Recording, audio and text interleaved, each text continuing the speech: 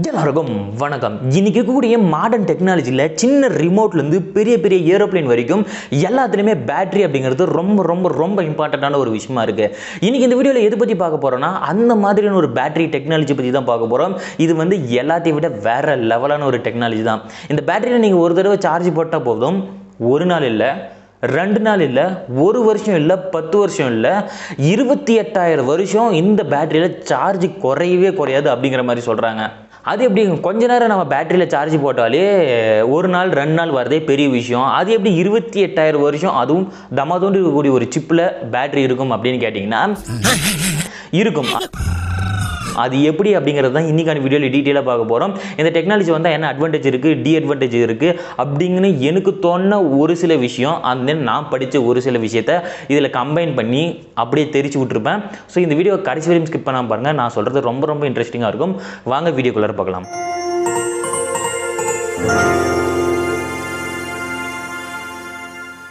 இந்த பேட்டரி டெக்னாலஜிக்கு இவங்க வச்ச பேர் பார்த்தீங்கன்னா நானோ டைமண்ட் பேட்டரி. இந்த நானோ டைமண்ட் பேட்டரிக்கு பேருக்கு ஏற்ற மாதிரி இந்த பேட்டரிக்குள்ளே பார்த்தீங்கன்னா டைமண்டை அடுக்கி பவரை இதில் சேவ் பண்ணி வைக்கிறாங்க. இந்த நானோ டைமண்ட் பேட்டரியில் தான் ஒரு தடவை சார்ஜ் பண்ணிட்டா போதும் இந்த 28,000 வருஷம் சார்ஜ் குறையாது அப்படின்னு சொன்னோம் பார்த்தீங்களா, அது இதில் தான் நடக்குது. இது எதுலலாம் யூஸ் ஆகும் அப்படிங்கிறதுக்கு முன்னாடி இதை எப்படி செய்கிறாங்க அப்படிங்கிறத ஃபஸ்ட்டு பார்த்துட்டு வந்துடலாம். இந்த டெக்னாலஜி எங்கேருந்து ஆரம்பிக்கிறாங்க, எங்கேருந்து இந்த பேட்டரியை தயாரிக்கிறாங்க அப்படின்னு பார்த்தீங்கன்னா ஒரு வேஸ்ட்லேருந்து தான். வேஸ்ட்னா சாதாரணமான வேஸ்ட் கிடையாது, ஒரு பெரிய இடத்துலயே கை வச்சிட்டாங்க. அதாவது நியூக்ளியர் பவர் பிளான்ட், அணுமின் நிலையம்னு சொல்லக்கூடிய அந்த நிலையத்திலிருந்து வெளியேறக்கூடிய அணு கதிர்களையும் அந்த கழிவுகளையும் யூஸ் பண்ணி இந்த பேட்டரியை செய்ய போகிறது அப்படின்னு சொல்லியிருக்கிறாங்க. எப்படின்னு பார்த்தீங்கன்னா நியூக்ளியர் பவர் பிளான்ட்லேருந்து வெளியேறக்கூடிய இந்த கழிவுகளில் ஏகப்பட்ட ரேடியேஷன்கள் அப்படி குவிஞ்சு கிடக்கும். அந்த கழிவை கரெக்டாக டம்ப் பண்ணல அப்படின்னா மிகப்பெரிய விளைவை ஏற்படுத்திடும். அது ரொம்ப ரொம்ப ரொம்ப டேஞ்சரான ஒரு மேட்ரு. இந்த மேட்ரை நம்ம கரெக்டாக பூமியில் வந்து டம்ப் பண்ணுவாங்க. இதை எதுக்கு வேஸ்ட் பண்ணணும்? இதிலிருந்து கிராஃபைன் அப்படின்னு ஒன்று வரும்.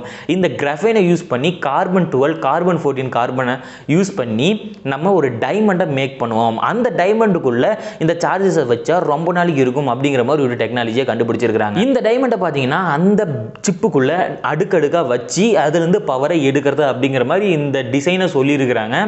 இது வந்து பார்த்தீங்கன்னா அவ்வளோ சாதாரண விஷயமே கிடையாது. ஏன்னா அதிகபட்சமான கதிர்வீச்சுகளை அந்த டைமண்டுக்குள்ள அவங்க வைக்கணும். அதுவும் அது உடையாம பார்த்து காக்கணும். உலகத்திலே ஸ்ட்ராங்கான மெட்டல்ல ஒன்று இந்த டைமண்ட். இந்த டைமண்டுக்குள்ள அந்த கதிர்வீச்சை வச்சா நம்மளுக்கு ஏதாச்சும் பாதிப்பு வருமானு கேட்டிங்கன்னா கண்டிப்பாக கிடையாது. ஏன்னா அதை தாண்டி இது உடைச்சிக்கிட்டு இது வர வாய்ப்பே கிடையாது. ஏன்னா அந்த அளவுக்கு ஸ்ட்ராங்கான ஒரு மெட்டல் தான் டைமண்டு. அதுலேருந்து நம்மளால பவரையும் எடுத்துக்க முடியும் அப்படின்ற மாதிரி சொல்லியிருக்கிறாங்க. ஓகே, இது எப்படி தயாரிக்கிறாங்க அப்படின்னு நம்மளுக்கு தெரிஞ்சிருச்சு. இது வந்து என்னென்னலாம் நன்மை அப்படின்றத நான் சொல்லி தான் தெரியணும்னு இல்லை. இதை மொபைலில் யூஸ் பண்ணலாம், ஆட்டோமொபைல்ஸில் யூஸ் பண்ணலாம், இண்டஸ்ட்ரியில் யூஸ் பண்ணலாம், கம்பெனிஸில் யூஸ் பண்ணலான்னு எக்கச்சக்கமான இடத்துல இதை யூஸ் பண்ணி நம்மளால் அசத்த முடியும். நம்மளுக்கு எந்த விதமான செலவுமே இருக்காது.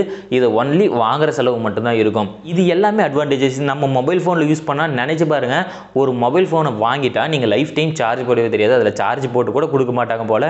அந்த அளவுக்கு அந்த மொபைல் மாறிடும். அதுவும் ரொம்ப ரொம்ப ரொம்ப சின்ன ஒரு சிப்பு தான். கடுகு சிறுசா இருக்குன்னு பார்க்குறியா, காரம் ரொம்ப கடுசா இருக்குமாடா. ஓகே, இதில் இருக்கக்கூடிய அட்வான்டேஜஸ் எல்லாத்தையும் பார்த்தாச்சு. இதில் இருக்கக்கூடிய ஒரு சில டிராபேக்ஸ்னு இருக்கும் பார்த்தீங்களா. இந்த கண்டுபிடிப்பு இருக்கக்கூடிய டிராபேக்ஸ் அப்படின்றத பார்த்துட்டு வந்துடலாம். 2வது புத்தகத்தை திறந்து பார்த்தாலே தெரியும். Law of conservation of energy அப்படின்னு ஒன்று இருக்கும்.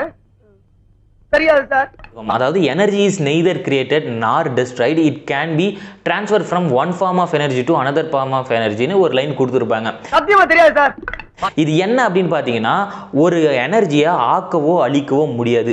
அது ஒரு ஃபார்ம்ல இருந்து இன்னொரு ஃபார்மில் தான் மாறும் அப்படிங்கிற ஒரு கான்செப்ட் சயின்ஸ் புத்தகத்தில் திறந்தாலே இருக்கும். எக்ஸாம்பிளுக்கு பார்த்தீங்கன்னா இப்போ வண்டியில் பெட்ரோல் ஊற்றுறோம். பெட்ரோல் அப்படிங்கிறது ஒரு கெமிக்கல் எனர்ஜி. அந்த பெட்ரோல் பார்த்தீங்கன்னா இன்ஜின்குள்ளே போகும். இன்ஜின்குள்ளே போய் என்ன ஆகும் பார்த்தீங்கன்னா இன்ஜின் ரொட்டேட் ஆகும் பார்த்தீங்களா, அது வந்து மெக்கானிக்கல் எனர்ஜி. இந்த மெக்கானிக்கல் எனர்ஜி உருவாகணும். அந்த மெக்கானிக்கல் எனர்ஜி அதோட முடிஞ்சிடாது. அதால் வண்டி மூவ் ஆகும். அது வந்து கைனெட்டிக் எனர்ஜி. அந்த வண்டி மூவ் ஆனாலும் அதுலேருந்து ஒரு ஹீட் வெளியாகும் பார்த்தீங்களா, அது வந்து ஹீட் எனர்ஜி. இப்படி ஒரு கெமிக்கல் வந்து மெக்கானிக்கலி ஹீட்டு கைனெட்டிக்னு பிரிஞ்சு அது எனர்ஜி வந்து ஒரு ஃபார்ம்லேருந்து இன்னொரு ஃபார்முக்கு மாறிக்கிட்டே தான் இருக்குமே தவிர அது அழிக்கவோ ஆக்கவோ முடியாது அப்படிங்கிற மாதிரி சொல்லியிருப்பாங்க. இன்னும் சிம்பிளாக சொல்லணும் அப்படின்னா காற்றுலேருந்து தான் கரண்ட் எடுக்க முடியும், தண்ணியிலேருந்து தான் கரண்ட் எடுக்க முடியும், கரண்ட்டை தனியாக உருவாக்க முடியாது அப்படிங்கிறத பேசிக் கான்செப்ட். இந்த கான்செப்ட் இந்த டைமண்டில் ஆக்ட் ஆகுமா அப்படின்னு பார்த்தீங்கன்னா ஆக்ட் ஆகும். எப்படின்னு பார்த்தீங்கன்னா அந்த டைமண்டுக்குள்ளே இவங்க சார்ஜை அப்ளை பண்ணுறாங்க. அந்த சார்ஜ் சார்ஜராக நம்ம எடுத்துக்கிறோம். இப்போ என்ன கேள்வி அப்படின்னு பார்த்தீங்கன்னா, அந்த டைமண்டுக்குள்ளே சார்ஜ் அப்ளை பண்ணியாச்சு, அதில் இருக்கக்கூடிய பவர் ஒன்று ஹீட்டாக வெளியேறணும், இல்லை கைனெட்டிக் எனர்ஜியாக இந்த மாதிரி ஏதாச்சும் ஒரு எனர்ஜியை வெளியேறணும். அதுக்கு எங்கே பவர் சோர்ஸ் இருக்குது, அதுக்கு எங்கே வழி இருக்குது அப்படிங்கிற மாதிரி ஒரு கேள்வி இருக்குது. அதே சமயம் இது வந்து 100% ஒர்க் ஆகுமா அப்படின்னா அது கேள்விக்குறியாக தான் இருக்குது. ஏன்னா இது வந்து ஜஸ்ட் தியரிட்டிக்கலாக தான் சொல்லிக்கிட்டு இருக்காங்க. இது வந்து 100% இவங்க எக்ஸ்பிரிமெண்டலாக இன்னும் செய்யலை. முக்கால்வாசி செஞ்சுட்டு தான் சொல்கிறாங்க, இன்னும் முழுசாக செஞ்சு முடிக்கல. செஞ்சு முடிச்சு இது ஃபுல்லாக பவர் ஏறி இது டெஸ்ட் பண்ணி பார்த்தா தான் தெரியும் இது ஒர்க் ஆகுதா ஒர்க் ஆகலையான்னு. அது மட்டும் இல்லாமல் இது பெரிய பெரிய இடத்துல வச்சோம்னு வச்சுக்கோங்க, இப்போ பஸ்ஸு காரு அப்படின்னு வச்சோம்னா அதில் நிறைய பவர் தேவைப்படும் நம்மளுக்கு. ஸோ அதனால் எடை அதிகமாகும். அதுலேருந்து ஹீட் எங்கே போகும், இதுக்கெல்லாம் வழி விடணும் இல்லையா? இது பண்ணும்போது இடமும் அதிகமாகவும் நம்மளுக்கு ஹீட் வெளியேறதும் கொஞ்சம் சிரமமாக இருக்கும். இது எல்லாத்தையுமே கணக்கில் வச்சுட்டு இதெல்லாமே ஒரு டவுட்டை வச்சுக்கிட்டு தான் இது வந்து மேனுஃபேக்சரிங் ஸ்டார்ட் பண்ணியிருக்கிறாங்க. இது வந்து 1/4% சக்ஸஸ் ஆகியிருந்தாலும் இன்னும் 100% இது வந்து டெஸ்டிங் ப்ராசஸ்லேயே தான் இருக்குது. இன்னும் இவங்க செஞ்சு முடிக்கல அப்படிங்கிறது தான் இது வந்து ஒரு உண்மை.